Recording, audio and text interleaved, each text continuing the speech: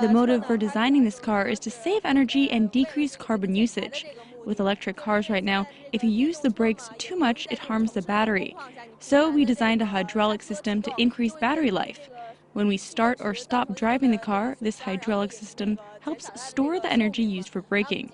So when the car starts or accelerates, this part of the energy will be released and the battery's life is increased.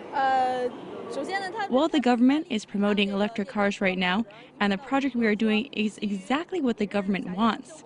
It's a huge trend right now for developing electric cars.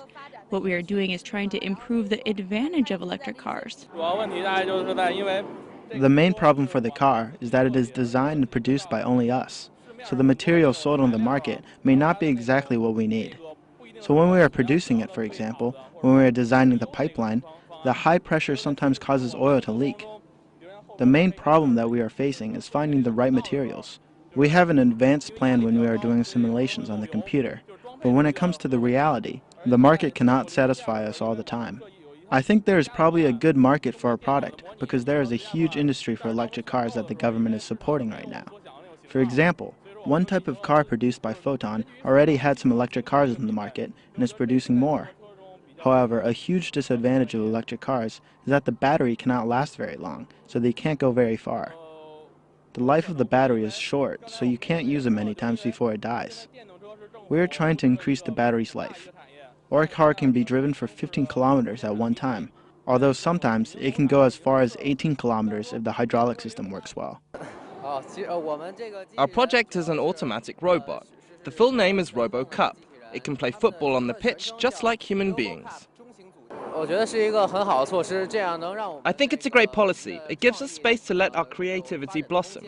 They help us with funding and provide us with teachers to train us. The policy helps our dreams come true in a good environment. Our robot is competing in the 2011 Robot Cup competition right now.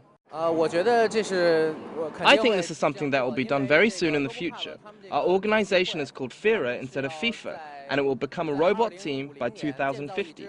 The team will be able to compete with humans, so the potential market is huge.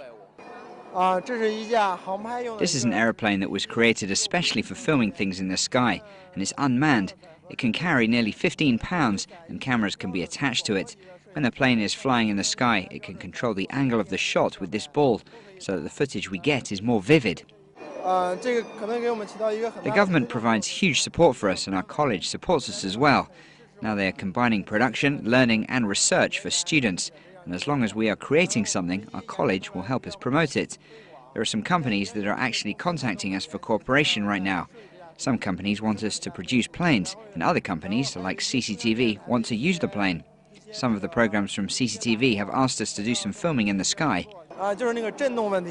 The footage is often shaky, so this is a problem, because the footage that we shoot should be very still. The biggest disadvantage about our aeroplane is that it shakes too much, which is very complicated to fix. People want footage from the sky, but the footage is never stable. Our solution is to use air resistance machines. We have worked with the Chinese show Economic Half an Hour on CCTV. We shot a golf course for that show. It was a success.